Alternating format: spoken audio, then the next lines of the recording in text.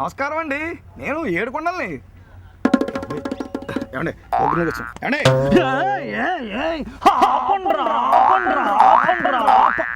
ఏమంటే మీ చెయ్యి నొప్పండి, ఎందుకు వచ్చారు గొడవ అండి?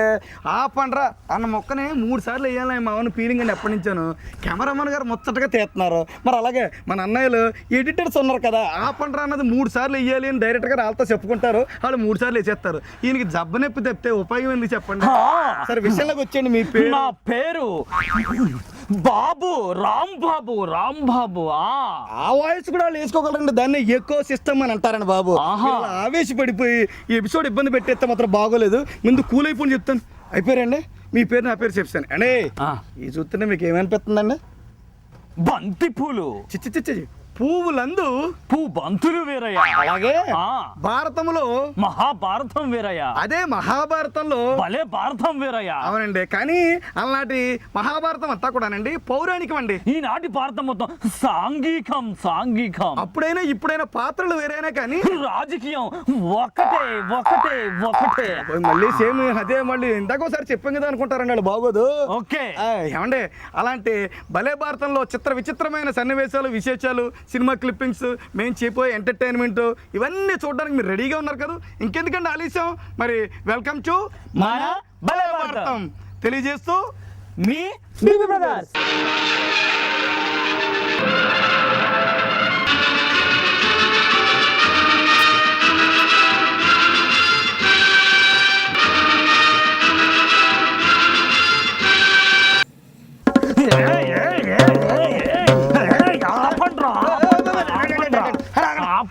ఆపండ్రా బాబాయ్.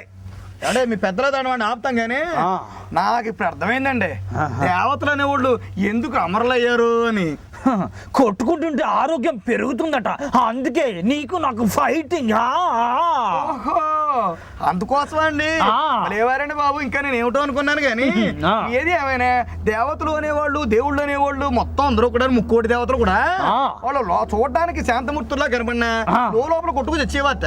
అందుకని వాళ్ళు కలకాలం ఉండేవారు, అమరులయ్యారు. అందుకే మనం కొట్టుకోవడం గురించి కరాటే నేర్చుకుంటాను, రన్నింగ్ నేర్చుకొని అభిషాన్ని కొట్టేస్తాను అందరినీ. చాలా సంతోషంగా అనేవండి. మరి ఇప్పుడు కాపురం, కొత్త కాపురం అని అంటారు కదా, అంటే శాంతము లేనిదే సౌఖ్యం లేదు, కాపురం, కొత్త కాపురం అందరూ కలిసి ఉంటేనే కలద సుఖం. మరి ఇవన్నీ ఏమిటంటారు?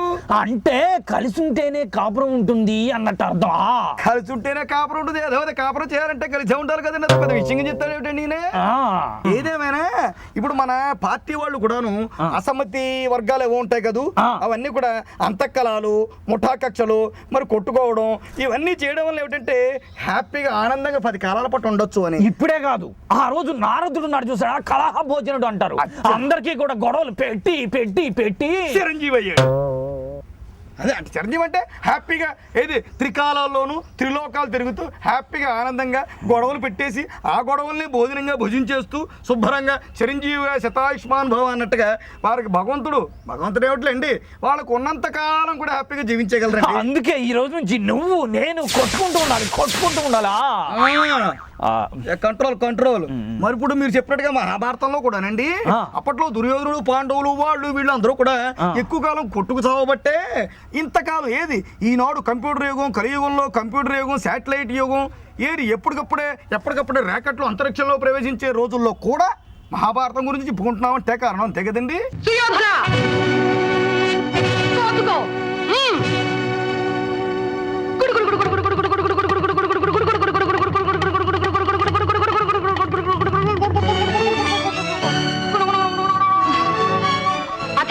అధర్మం ముక్కుపట్టి లాగుట పాడి కాదు. మేర తప్పినందుకు శిక్ష తప్పదు. అరఘడియ సేపు నీ వాడరాదు. ఆదేశించుటకు నీవెవరు? నిర్ణేతను అధిక్షేపించుట ఇంకో నేరం. సత్వరం గిరి దాటి బయటకురా. నేను కదలను. అయినతో బయటికి పంపక తప్పదు. ఎంత కండకావరం! మా అన్నగారిని కొట్టిన చెయ్యి విరగక తప్పదు.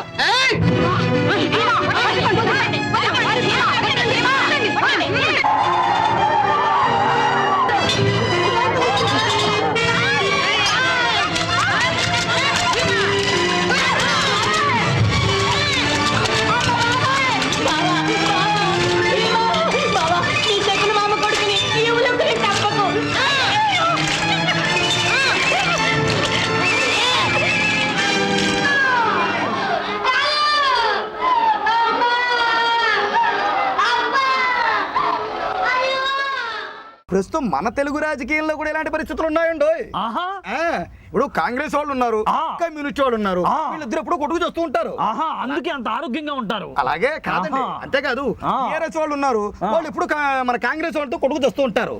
ఎందుకు ఇలా చేస్తున్నారు అంటే ఆరోగ్యం కోసం. అంతేకాదండి, 10 కాలాల పాటు వారు పార్టీ ఏది అధిష్టానంలోకి వచ్చినా కూడా మొత్తం మీద పార్టీ అనేది 10 కాలాల పాటు పటిష్టంగా ఏది కుతుకులో కంట వేళ్లతో సహా పాతుకుపోయి తమ పార్టీ ఎప్పుడు ప్రతి కాలంలో ప్రతి యుగంలో కూడాను ఏది మహాభారతం గురించి ఇప్పుడు చెప్పుకున్నట్టుగా ఈనాటి పార్టీల గురించి రాబోయే తరాల వాళ్ళు కూడా చెప్పుకోవాలనే ఉద్దేశంతో వాళ్ళు ఎప్పుడు కొట్టుకుంటూ ఉంటారు. చిరకాలం హ్యాపీగా ఆయుష్మాన్ భవ అన్నట్టుగా ఉండాలనే ఉద్దేశంతో ఉండాలి ఉండాలి ఉండాలి ఉండాలియా.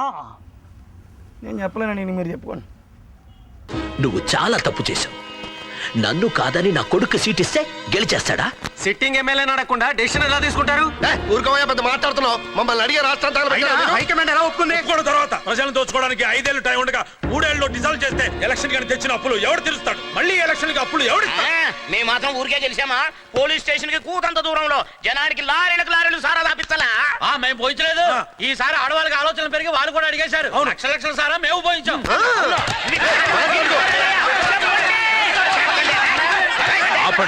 ఆపండి. నన్ను కాదని ఎలా గెలుస్తారో చూద్దాం. అలాగే చూసుకుందాం. ఏమిటి చూసుకునేది? అసలు మీరు గెలుస్తారా? జనం దృష్టిలో మీరు బఫూన్లు అయిపోయారు. ఈసారి ఓట్లు అడగడానికి వెళితే చెప్పులు తీసుకొడతారు. మీ ఇద్దరు ఇక్కడ బిజీగా ఒకళ్ళ వెనకాల ఒకళ్ళు గోతులు తీసుకుంటూ ఉంటే అక్కడ అపోజిషన్ పార్టీ స్ట్రాంగ్ అయి కూర్చుంది. హైకమాండ్ నాకు డబ్బులు పెట్టి పంపించింది. సార్, సీఎం పదవి కోసం మీరిద్దరు హోరాహోరీగా దెబ్బలాడుకున్నారు. ఇప్పుడు ఒకే కొబ్బరి బండలో 2 స్టాల్ వేసుకొని తాగుతున్నారు. ప్రజలు దీన్ని నమ్మమంటారా? చూడమ్మా, బాలగంగాధర్ గారు మా చిరకాలపు మిత్రులు, మా మంత్రివర్యులు. ఆయన మీద ఏవో ఆరోపణలు వచ్చాయని మా ప్రభుత్వాన్ని శంకించకూడదని ఆయన అరెస్ట్ చేశాం. దీన్ని అవకాశంగా తీసుకుని అపోజిషన్ వాళ్ళు మా ఎమ్మెల్యేలను చీలించారు. తప్పనిసరి గవర్నమెంట్ ని డిస్మిస్ చేశారు.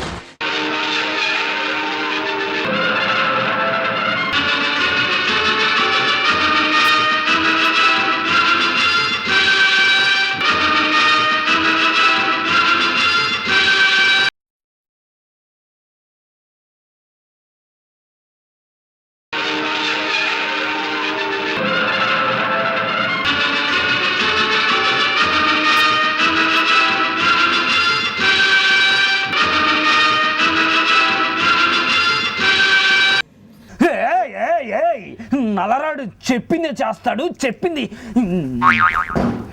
తర్వాత డైలాగ్ మర్చిపోయాడు మా వాడు. చెప్తాం కదండి, ఆయనకి ఎస్సింది ఎక్కువ, అడవాడు ఎక్కువ, బీపీ ఎక్కువ, టైము ట్యాబ్లెట్ వేసుకోడు, ఇలా వచ్చి ప్రోగ్రామ్ వచ్చింది ఒకటి మనం విసిగిం చేస్తాడు. అయితే ఏమండి, విషయానికి వస్తే రాత్రికి రాత్రే జెండాలు తీసేసి ఏది పార్టీ తాలూకా జెండాలు ఏది కాంగ్రెస్ పార్టీ తాలూకా జెండాలు తీసేసి టీడీపీ తాలూకా జెండాలు ఏవైతే ఉన్నారో అవి రాత్రి కట్టేస్తారు. అన్నయ్య ఎప్పుడు వచ్చావు అన్నది కాదన్నయ్య, ఎన్ని పార్టీలు మార్చామన్నది కావాలన్నయ్య. నేను వెళ్ళిపోతున్నాను. ఆపు ఒకటికి 3 సార్లు ఏది అనొద్దని చెప్పాను కదా పద్ధతిగా. పుట్టినప్పుడే అని ఏడ్చానంట 3 సార్లు.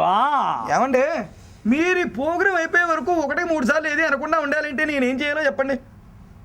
కుదరదు. మీరు అలాంటి సార్లు అంటే నేను ప్రోగ్రెస్ చేయలేనండి. సరే మళ్ళీ ఈకో సిస్టమ్ మీరు వాళ్ళు వేసుకుంటారు కదా. ఓకే చెప్పండి. విషయం ఏంటో మరి చెప్పండి. ఇంతకీ ఏదేమైనా కూడానండి, పార్టీలో ఎలా ఉన్నావా లేదా, అధికార పక్షంలో ఉన్నావా పక్క పక్షంలో ఉన్నావా అన్నది కాదు కావాల్సింది, పార్టీలో ఉన్నావా లేదా అన్నదే పాయింట్ అండి. అంటే సరిపోయిందండి. విషయం ఏంటో చెప్పండి. ఎప్పుడైనా సరే ఎక్కడైనా సరే అధికార పార్టీలో ఉన్నప్పుడు వాడిని లెక్క చేయనప్పుడు పక్కకు వచ్చేసి కొత్త పార్టీ పెడితే అప్పుడు ఉంటుంది మజా. వెళ్ళిపోతారు. లేకపోతే ఏమిటండి, ఏదేమోనండి రాత్రి మనం తెల్లారు లేచి మైకులు పట్టుకుని ఎన్నిసార్లు ఎంతలా రాజకీయ ప్రచారం చేసేవన్నది కాదు. ఏమండి, ఏదేమైనా కూడాను ఉదయాన్నే మీరు పబ్లిసిటీకి వెళ్ళి ఎంత కాన్వాసింగ్ చేశారు, ఎన్ని పేటలు తిరిగారు అన్నది కాదు, రాత్రి ఎన్ని బుడ్లు ఖర్చు పెట్టారు, నెక్స్ట్ ఎన్ని కట్టలు ఖర్చు పెట్టారు అనేది ఇవాళ రోజు కావాలండి. రాజకీయాల్లో నిలబడాలంటేను ఆ విషయం కొత్తగా చెప్పాలేమిటి? నాకు ఇప్పుడే అర్థమైంది. అందుకోసం ఇప్పుడు తెలిపేశాను, తర్వాత పసిపేస్తాను, తర్వాత ఎరిపేస్తాను, రాత్రికి రాత్రి మార్చి పడేస్తాను. అంటే మీరు చెప్పినట్టుగా ఊసర వెళ్ళి టైప్ మాట రంగులు మార్చేస్తారు క్షణానికి ఒకసారి. అంతే. మనం ఎక్కడ ఉన్నామని కాదు, ఎక్కడ పై చేతిలో ఉన్నామన్నది కావాలన్నయ్య. ఎక్కడ పై చేతిలోనే ఎక్కడ అధికారంలో ఉన్నారని. పై చేయి అంటే మంది పై చేయి ఉంటే అధికారంలో ఉన్నట్టేయా. అదండి, మీరు చెప్పినట్టుగానండి అధికారంలో ఉన్నంత చెప్పు మనవాడని లేనిప్పుడు ఉన్నానుకోండి మనవాడు కాదని గెట్టాడం కాదు, ఇవన్నీ చూస్తాడు. అంతే కాదండి బాబు, వీడితో పాటు మనకు మంత్రి పదవి ఇచ్చారా, లేకపోతే ఏ మంత్రి పదవి ఇచ్చారు అంటే డబ్బులు వర్కౌట్ ఏ మంత్రి పదవి ఇచ్చారా, లేదా ఏదో ముత్యం ఏదో చిన్న చిన్న ఉంటాయండి కొన్ని శాఖలు దాకా మంత్రి ఇచ్చారని తెలియాలి. ఏమండి మీకు ఇంటికాడ ఇచ్చిన కండువ జాగ్రత్తగా మీకు వేసుకోవడం చేత కాదు కానీ పార్టీలు మార్చేస్తారట. పార్టీలు ఏమిటండి ఈ సంగతి మీరు చెప్పండి. ఇప్పుడు మనం చాలా డిమాండింగ్ లో ఉన్నాం. ఇదిగా బోల్డ్ ఖర్చు అవుద్ది. ఎంత ఎంత అంటే అవతల ఏఆర్ఎస్ వాళ్ళు ఫోన్ మీద ఫోన్ చేసి తినేస్తున్నారు, యువతల ఏడీపీ వాళ్ళు 10 కోట్లు పట్టుకుని పడిగాపులు పడుతున్నారు. మరి మీ సంగతి ఏంటి చెప్పండి. ఉండండి. 10 కోట్ల ఇదేం కోకుడా బాబు? కుదరదంటే చెప్పు, నేను వెళ్ళిపోతాను. ఉండమని మాట్లాడతాడు కదా. మాట్లాడ. హలో ఏమండే ఈ ఆముదల వలస 10 కోట్లు అడుగుతున్నాడు. ఏడ్చేళ్లే గానీ ఆముదాల వరుసలో వాడుకున్న 100 ఎకరాల పక్కన రింగ్ రోడ్ ఇస్తామని చెప్పు. రింగ్ రోడ్ హైదరాబాద్ లో కదా. ఎక్కడైనా వేసాయా రింగ్ రోడ్ అంటే జనాన్ని పిచ్చి. రింగ్ రోడ్డా? మా ఊర్లో రోడ్ ఏనేదా? ఇదిగా నన్ను చూడడానికి పక్కన కానీ వేరే రోడ్డు కాదు. అసలే బోల్ డిమాండింగ్ లో ఉన్నా. 10 కోట్లు ఇస్తారు వాళ్ళు పొమ్మంటారా? సరే ఇస్తామని చెప్పేవయ్యా. జనతా కాంగ్రెస్ పార్టీకి మా మద్దతు. అదేం సార్ మొన్న ఎలక్షన్ లో పార్టీ తెగ తిట్టారు కదా. ఓహో అదా. అసెంబ్లీలో తిట్టుకునే ముందు అందరం కలిసి కాపీలు టీలు తాగుతామా? మరి హోలీ పండుగ కోళ్ళ మీద రంగులు వేసుకుంటామా? ఆ తర్వాత కడిగేసుకుంటాం కదా. ఇది అంతే. ఓ డేట్ చేసినా 8 ఊసినా కడిగేసుకోగలిగిన వాడే అసలైన రాజకీయ నాయకుడు.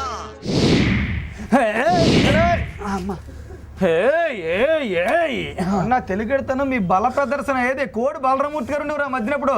అదే కోడి రామూర్తి గారు ఒక ఆయన ఉండేవాడు, తెలిసే తెలియదు మీకండి. మాకు మేమే రారాజులం, మేమే కోళ్ళం, మేమే పుంజులం.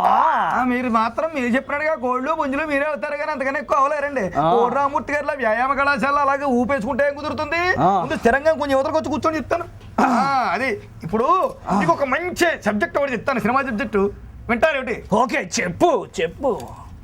ఇదిగోండి ఇక్కడ. అది కాదు, నోటితో చెప్పు అంటున్నావు. అదే అండి, చెప్పు చెప్పు అంటే మీకు ఈ చెప్పు కావాలా మనకు క్షమించాలి. అయితేనండి ఇగో అలా ఫ్రేమ్ ఓపెన్ చేసామండి, ఒక కాలు వచ్చి దిగుతుందండి. ఏమిటి కాలు వచ్చి దిగుతుందండి. ఎక్కడి నుంచి అడగరు ఏమిటి? మీరు కథలో ఇన్వాల్వ్ అవ్వకపోతే నేను చెప్పలేనండి. ఇన్వాల్వ్ అయ్యాం కాబట్టి మేము కాలు ఒకటే కనిపించింది మాకు. ఎక్కడి నుంచి వస్తుందో కాలు తెలియాలి కదా మీకు. అయితే చెప్పు. అలా ఫ్రేమ్ ఓపెన్ చేయగానే కాలు ఒకటే కనపడుతుందండి, బూట్ కాలు. అది ఒక కారులోంచి దిగిందండి, పెద్ద కారులోంచి, బెంచ్ కారులోంచి. ఆ కారు అలా ధీమని వెళ్ళిపోతుంది కాలు దిగింది దాకా. ఎందుకంటే ఈయన ఎందుకు దిగాడు తెలుసండి? ఒక చిన్న 12-4 అడుగులు వేశారు. వెనక డుచుకు సౌండ్ అనుచరులు వచ్చారు. అనుచరులు ఇంతకీ ఈయన అనుచరులు కాదండి వాళ్ళు. మనం మాట్లాడగల కదా మీరు ఈయన అనుచరులు కాదా అని. నేను అనుచరులు అంటే ఆయన అనుచరులు అనుకున్నా. అదే మరి ఎక్కడ అనమాట. అనుచరులు ఈయన అనుచరులు కాదు, వేరే హీరో అనుచరులు. అలా వస్తా ఉంటే మళ్ళీ అనుచరులు చూసి ఈయన హీరో గారు గవిక్కని మళ్ళీ పరిగెట్టుకుంటూ కార్లు గడిపారు. కారు ఎక్కేశారు, ఈయన వెళ్ళిపోయారు. కరెక్ట్గా 4 రోడ్లు జంక్షన్, కరెక్ట్గా సాయంత్రం సమయం, సూర్యాస్తమయం అయిపోయింది. ఆ టైంలో సడన్ గా బ్రేక్ మళ్ళీ కారు బ్రేక్ వేశారు. అంతే. అది పంజాగుట్ట పోలీస్ స్టేషన్ పరిసర ప్రాంతం. ఆ టైంలో పోలీస్ స్టేషన్ లోకి ఎంటర్ అయ్యారు హీరో. మళ్ళీ ఎంటర్ అయింది దాకోండి ఈ అనుచరులు ఉన్నట్టుండి సడన్ గా మాయమైపోయారు. అయిపోయింది కదండి. పోలీస్ స్టేషన్ లోకి వెళ్ళారు. మామూలుగా హీరో గారు కదా వాళ్ళు చాయ్ చెప్పారు, టీ చెప్పారు. ఈయన ఏమొద్దని ఆయన చెప్పబోయేది అంటుంటే ఈ లోపల ఎక్కడో ఆయనకు డౌట్ వచ్చింది. మళ్ళీ అనుచరులు ఫాలో అవుతున్నారు. మళ్ళీ గిడిగిడిగిడిగిడి అంటూ ఆయన కారు దగ్గరకు వచ్చింది. అలా వెళ్ళిపోతున్నాడు. అలా ఉండి పోలీస్ స్టేషన్, జూబ్లీ హిల్స్, అది ఇది అలా పంజాగుట్ట మొత్తాన్ని కూడా ఫాలో అయ్యి సినిమా టేక్ లో చేశారు. తమ్ముడు సబ్జెక్ట్ బాగా చెప్పావు. నువ్వే డైరెక్టర్ అవి, నేనే ప్రొడ్యూసర్ని. ఇగో తమ్ముడు ఇది ఉంచి పెట్టుకో. మీకు ఎంత పెద్ద మనసు ఉందని నేను ఎప్పుడు అనుకోలేదు బాబు. ఆ ప్రతిపక్షం వల్ల నా దగ్గరికి వచ్చేలా చేస్తా. అదేరా ఈ కొండ అటాక్ అంటే.